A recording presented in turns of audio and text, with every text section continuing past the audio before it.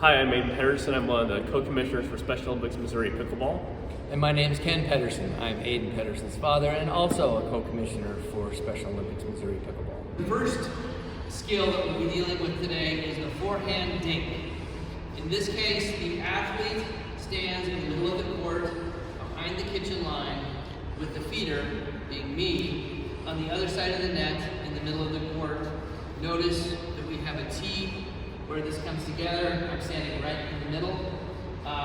Each athlete is given 10 opportunities to hit the ball safely over the net into the kitchen zone. Kitchen zone is defined as anything from this line inside to heading to the net. So now we will demonstrate. That would be 1 point for the athlete. The athlete is given 10 opportunities to hit the ball safely. Notice that I am feeding the ball underhand to make it easy for the athlete to make contact with the ball.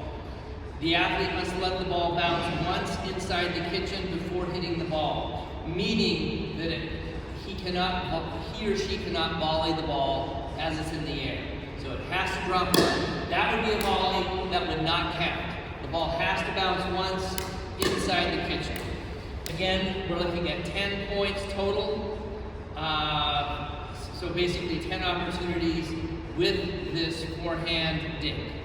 Now we are going to demonstrate what counts as 0 points regarding this specific forehand drill. I'm underhanding the ball, and the ball goes outside of the green, outside of the line, the kitchen line. That would count as 0 points for the athlete. Now we're going to demonstrate the backhand dink. Everything is the same except the athlete is going to his or her backhand instead of forehand. We will now demonstrate. That would be 1 point.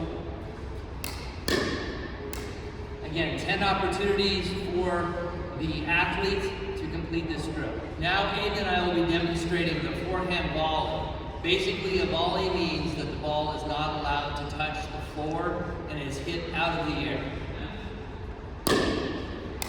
Good. The athlete is given 10 opportunities to hit the ball in the air safely before the ball touches the ground on their side of the court. That would be 1 point. Aiden will now be demonstrating the points that count for a forehand volley.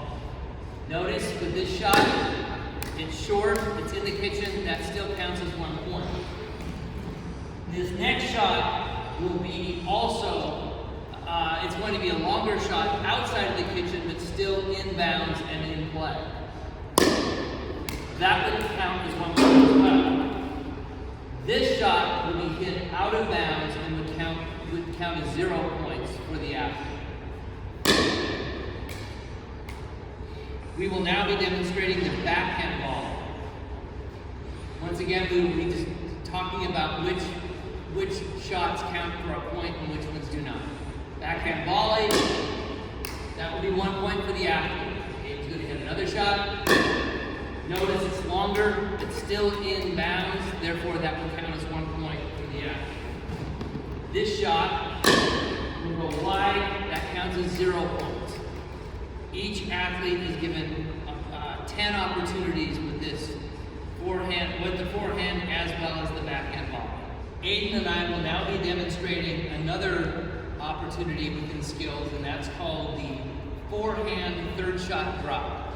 And so from at this point, I stay here as the feeder, but my athlete moves back to the baseline, as Aiden now is demonstrating.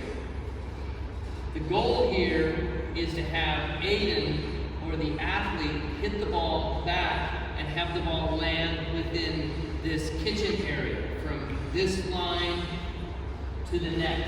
Now, the positive is this, you get 10 points for your athlete. The athlete gets 10 points if they land in the kitchen, and they get 5 points if they land anywhere else beyond the kitchen line. So Aiden and I will now demonstrate.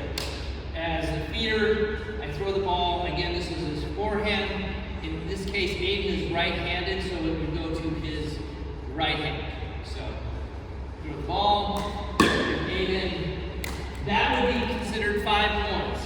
because the ball landed right here. Another forehand. That would be 10 points for the athlete because the ball landed inside the kitchen. Another one. That would be another 10 points for the athlete. The athlete is given 10 opportunities for this particular maneuver, the forehand third shot drop. The idea of the third shot drop is a more advanced maneuver, but it's one that's imperative that we learn as we develop our skills within pickleball. Aiden and I will now be demonstrating the backhand third shot drop. Basically, everything is the same, 10 points if it lands in the kitchen, 5 points if it's beyond, but still in play. In this case, though, Aiden will now demonstrate what a backhand third shot drop looks like. As that landed in the kitchen, that would be 10 points for the athlete. Again, that would be 10 points. Aiden, show us what a 5-point shot would look like, please. Notice that the ball landed within the playing area, but it was beyond the kitchen. It does not matter if it's beyond the kitchen. It doesn't matter if it's on this side or this side of the center line. They still get 5 points. Aiden and I will now be demonstrating the forehand ground stroke. Notice that I am still standing on the tee just outside of the kitchen to feed the ball to Aiden. Aiden has now moved back to the baseline, and what I'll be doing is feeding him the ball. Basically, if the ball, we're going to demonstrate this, but if Aiden hits the ball and it lands anywhere past this kitchen line, anywhere from either here or on this side, it counts as 10 points. If it lands in the kitchen, it counts as 5 points. And the reason that we're giving more points for the ball to be landing in this area is in your second shot, typically in pickleball, as you're returning the serve, you want it to be as deep as possible to keep your opponent from coming in too soon. So what we're going to be demonstrating is, again, 10 points anywhere beyond the kitchen line, either this quadrant or this quadrant, 5 points if it lands in the kitchen. In that case, it landed in the kitchen right there, so that would be 5 points for the athlete. That would be 10 points if it landed within the boundary lines and it was past the kitchen.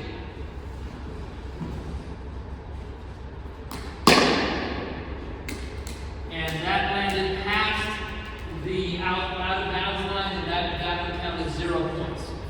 Now Aiden will be demonstrating the backhand ground stroke.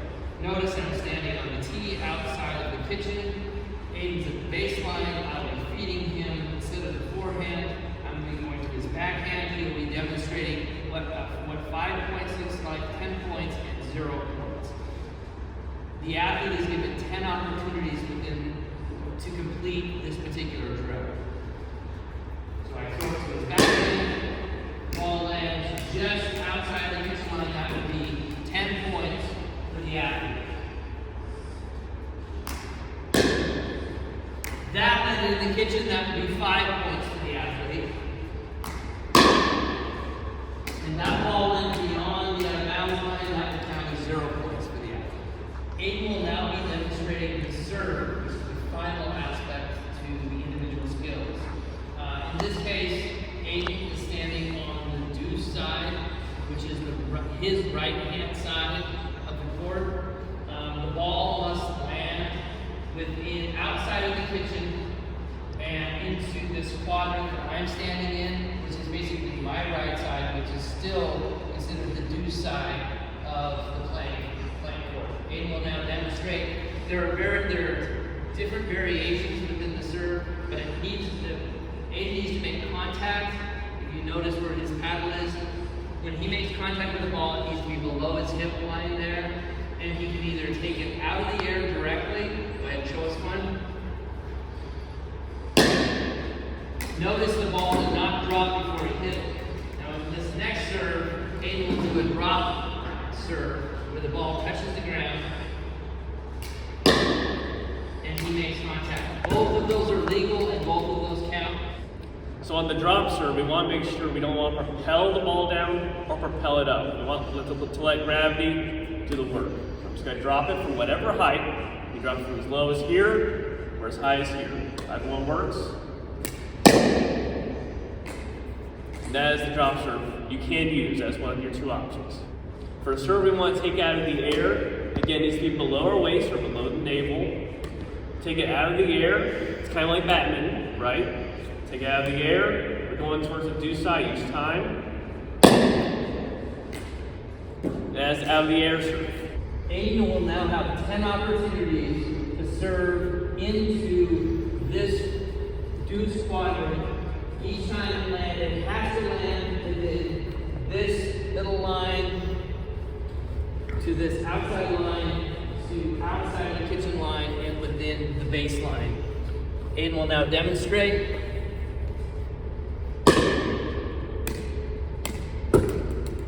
Please take note that one of the differences between tennis and pickleball is in tennis you get 2 opportunities to serve the ball. In this case, you only get 1 in competition. So Aiden will get 10 opportunities to serve into this quadrant from the DEUCE side into my DEUCE side for a total of 10 points. One more opportunity. That would not count because it landed outside of the baseline. That would not count because it landed inside the kitchen. That would be 0 points. Again, it has to land past the kitchen into this quadrant. Now Aiden will show us the next step, and that is to serve from the ad side. So after 10 opportunities, for a total of 1 point each, so a total of 10 points from the DEUCE side to serve from there to there. Aiden will now move over and serve. He has 10 opportunities from the ad side to serve into my ad side. Perfect. That would be 1 point for the athlete.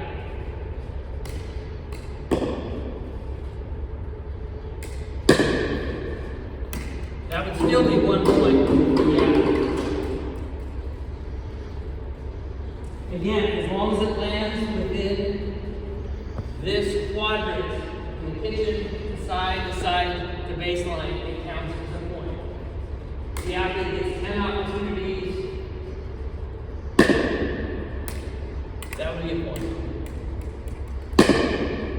That would not count, even though the distance was good. It landed in the DEUCE quadrant and not in the outside quadrant. One last one. Again, 10 opportunities for a total of 10 points from the ad side. So on the serve, we want to make sure the kitchen line is the only time it can be considered out. So what you see here on this one, the green line, this would be a fault in pickleball, and that would be a fault for our serve. We only get 1 opportunity. This ball on our near side is beyond the kitchen line, therefore it is a good serve and it would be in play.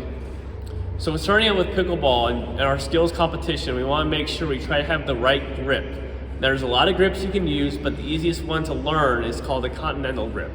And what we mean by that is we have 8 bevels on our paddle. 1, 2, 3, 4, 5, 6, 7, and 8. When we have a continental grip, our pointer knuckle right here is going to be on that bevel 1. It's a handshake grip is what it's called. It's almost like using a hammer. You should be able to go up and down. It might feel a little weird initially, but it's easy because you're able to hit the ball flat on both forehand and backhand.